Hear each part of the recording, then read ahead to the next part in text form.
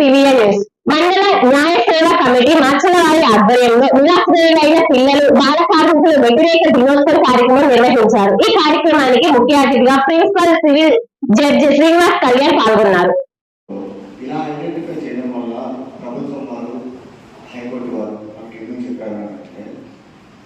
ముఖ్యంగా నాకు తెలిసిన ఒక ఇది దాని గురించి నేను చెప్తున్నాను. నా మైండ్ సెట్ కదా అని చెప్పేది ప్రతి ఒక్క మనిషిలో కూడా పుట్టుకగా మనుషులందరూ కూడా ఒకటేగా ఉంటారు. పెరిగే కొద్దీ వాళ్ళు రకరకాలుగా తయారవుతారు. మంచిగా తయారవుతారు, చెడుగా తయారవుతారు, కొంతమంది అసమర్థులు తయారవుతారు, కొంతమంది సమర్థులుగా రకరకాలుగా ఉంటారు.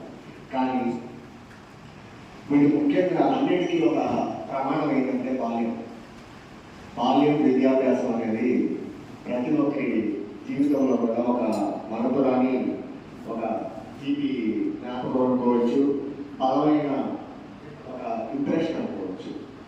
సో ఇప్పుడు ఈ బాలల్ని మనం ఐడెంటిఫై ఎందుకు చేయాలి అని అంటే మనందరికీ తెలిసిందే మొక్కై వంగనేది మానవ వంగగా ఉంటాం. సో మనము మొక్కల్ని చిన్నప్పటి నుంచి మనం చూస్తూనే ఉంటాం. ఒక మొక్క ఇష్ట ప్రకారం పెరుగుతుంది, ఇంకో మొక్క పార్కులో పెరిగే మొక్కలు మాత్రం చక్కగా ఎలా కావాలంటే అలా మలుచుకుంటారు. సో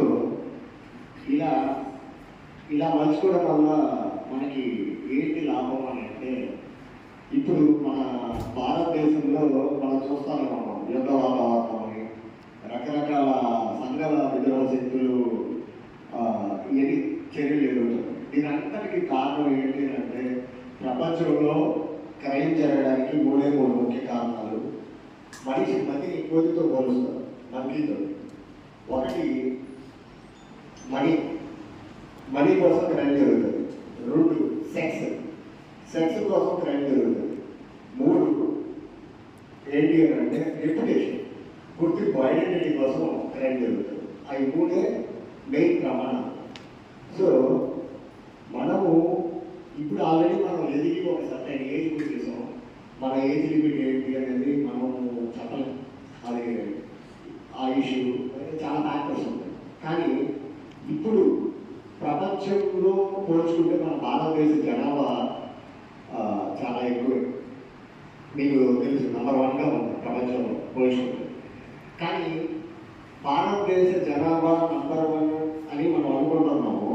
కానీ వీళ్ళలో భారతదేశం వయసు అంటే మీన్స్ రక్తం అంటే యువరక్తం. భారతదేశ యువరక్తం అనేది 28 సంవత్సరాల వయసు ప్రపంచ జనాభాలో పోల్చుకుంటారు. ఇప్పుడు ఆల్రెడీ డెవలప్డ్ కంట్రీస్లో వాళ్ళకి 50 ఏళ్ళు, 60 ఏళ్ళు, అంటే సంథింగ్ 40 ఏళ్ళు ఈ ఏజ్ గ్రూప్లో ఉంటారు. వాళ్ళందరితో పోల్చుకుంటే మన దేశము అభివృద్ధి చెందడానికి ఎక్కువ అవకాశం ఉంది. సో మనము నేటి బాలలే రేపటి పౌరులు అన్నారు. మనము నేటి బాలల్ని మనం కరెక్ట్గా మలుచుకోగలిగితే బాగుంటుంది. ముఖ్యంగా నేను చెప్పేది ఏంటి అంటే, ఇప్పుడున్న మన ప్రస్తుత సమాజంలో తల్లి ప్రేమ గొప్పలేదు, తండ్రి ప్రేమ గొప్పలేదు. కాకపోతే ఒక తల్లిదండ్రులు ఎలా ఆలోచిస్తారంటే, నా కొడుకు కానీ నా కూతురు కానీ ఉత్తమ పాఠశాలలోనే చదవాలి, వాళ్ళు ఉత్తమ వైద్యం అవ్వాలి, వాళ్ళు ఉత్తములుగా అవ్వాలని కోరుకున్న దానికోసం దానికి కారణం ఏంటి అని అంటే వాళ్ళని గారాబం చేయడం, స్కూల్స్కి వెళ్తే అక్కడ ఎలా ఉండదో వాతావరణం. ఇప్పుడుంటే విద్యాభ్యాసం అంతా ఎలా ఉంది అంటే పిల్లల్ని కార్మికులకి స్కూల్లో చదువుకునే పిల్లలకి పెద్ద తేడా లేకుండా పోయింది. ఈ రోజులు కార్మికులు బయటకి కష్టం చేసి డబ్బులు సంపాదిస్తారు. స్కూల్కి వెళ్ళే పిల్లలు వాళ్ళు లక్షల దారి చదువుకున్నా కూడా వాళ్ళకి ఒక ర్యాంకులు ఇచ్చేస్తారు. మీరు A, B, C, D అని అది పెట్టేసి మీరు ఇంతే వాళ్ళకి టార్గెట్స్ పెట్టాలి చదివించేస్తే పరిస్థితులు ఉన్నాయి. కాబట్టి ఏ మనిషి కూడా ఒకరే కాదు, ప్రతి ఒక్కరికి ఒక స్పెషాలిటీ ఉంటుంది పిల్లలకి.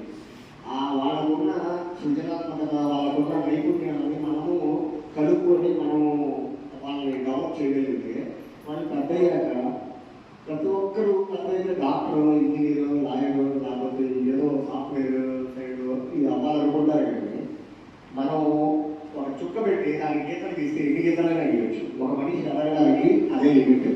అది బాలనగా ఉన్నప్పుడు ఖచ్చితంగా అది మనము ప్రత్యక్షంగా కానీ పరోక్షంగా కానీ ప్రోత్సహిస్తే వాళ్ళ ఎదుగుదల వాళ్ళ కుటుంబానికే కాదు, వాళ్ళ చుట్టుపక్కల సమాజానికే కాదు, మొత్తం దేశానికి కూడా ఎంతో ఉపయోగకరంగా తయారవుతుంది. సో యాక్చువల్గా నేను ఎంతసేపు మాట్లాడడానికి వీల్లేదు, ఎందుకంటే టైం అనేది మనకి చాలా తక్కువ ఉంది. సో ఏంటి అంటే ఇప్పుడు ఈ ఫామ్స్ అనేవి ఇవ్వడం లేదు. మనం ఎక్కడైతే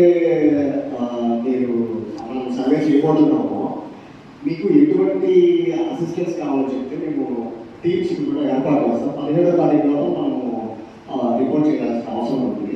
సో అందరం కూడా మనము కలిసికట్టుగా ఈ సర్వే రిపోర్ట్ తయారు చేస్తే ఒక మనిషి వాల్యూ ఏంటి అనేది మనకి, ఒక మనిషి విలువ ఏంటి అనేది మనకి తెలియాలి అని అంటే ఆ మనిషి ఎదిగితేనే తెలుస్తుంది.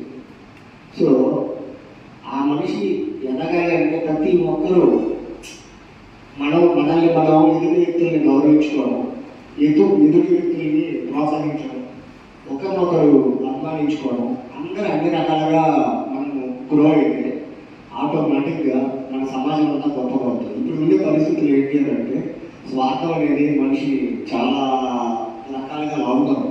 దానివల్ల ఏం చేస్తారు, ఎవరకపోతే ఏమి నేను బాగుంటే చాలు కదా, నేను సేఫే కదా, నేను అనే ఒక భావన అనేది వస్తుంది. సో అలాంటి అంటే ఎంతోమంది గొప్ప వాళ్ళు ఉంటారు. ఇందాక సార్ మాట్లాడేటప్పుడు మీరు గమనించారో లేదో, నేను అనుకునేది ఏంటంటే మనం పుస్తకాలు మనిషి జీవితకాలంలో ఎన్ని పుస్తకాలు చదవాలో చెప్పలేము. కానీ ఇప్పుడు శివమారుతి హాస్పిటల్ బస్టాండ్లోని వెంకటేశ్వర స్వామి గుడి వెనుక బజార్, మాచర్ల. డాక్టర్ పాత గీతాంజలి గారు MBBS, MD, పీడియాట్రిక్స్, పల్స్, పిల్లల వైద్య నిపుణులు. అందించు వైద్య సేవలు జ్వరం, ఆయాసం, విరోచనాలు, పచ్చకామెర్లు, ఫిట్స్, పుట్టుకతో వచ్చే వ్యాధులకు అత్యాధునిక చికిత్సలు, రక్త సంబంధిత వ్యాధులు, ప్రత్యేక సేవలు, nebulizer, advance phototherapy, radiant warmers therapy, 24/7 lab, pharmacy, emergency కేసులు చూడబడును. Doctor Raviteja Ramisetti MBBS, MS general surgeon, MCH ఇవాలజీ, కన్సల్టెంట్ యూరాలజిస్ట్ అండ్ ఎండ్రాలజిస్ట్. కిడ్నీలో రాళ్లు, ప్రోస్టల్ గ్రంథి సమస్యలు, అంగము మరియు బీజములలో సమస్యలు, మగవారి సంతానలేమి సమస్యలు, penal implants, Tessa, మైక్రోటెస్ట్, endoscopy and lasers ప్రతి నెల 2, 4వ బుధవారాలలో చూడబడును. వివరాలకు సంప్రదించండి ఉప్పల హనుమాన్ సాయి 9100223183 అండ్ 6300807123. పరిసర ప్రాంత ప్రజలకు శుభవార్త. Raviteja multi speciality hospital. Raviteja multi speciality hospital, ring road centre, Macherla. మా వైద్యశాలలో అత్యాధునిక వైద్య పరికరాలతో శస్త్రచికిత్సలు చేయబడును. అదేవిధంగా మా వైద్యశాలలో MICU, NICU, OT ఆపరేషన్లు ఎంతో అనుభవం కలిగిన doctor Keerthi Reddy, doctor Satish, doctor చంద్రశేఖర్లచే వైద్య సేవలు అందించబడును. మా వద్ద కార్పొరేట్ వైద్యశాలలో ఎన్నో ఏళ్లు అనుభవం కలిగిన గైనకాలజిస్ట్, జనరల్ మెడిసిన్, జనరల్ సర్జరీలచే వైద్యం చేయబడును.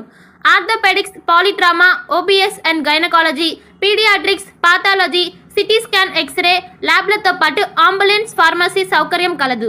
Management doctor Gonuguntla Srikanth, nephrologist doctor Gonuguntla Sai Sushma, MBBS gynaecologist.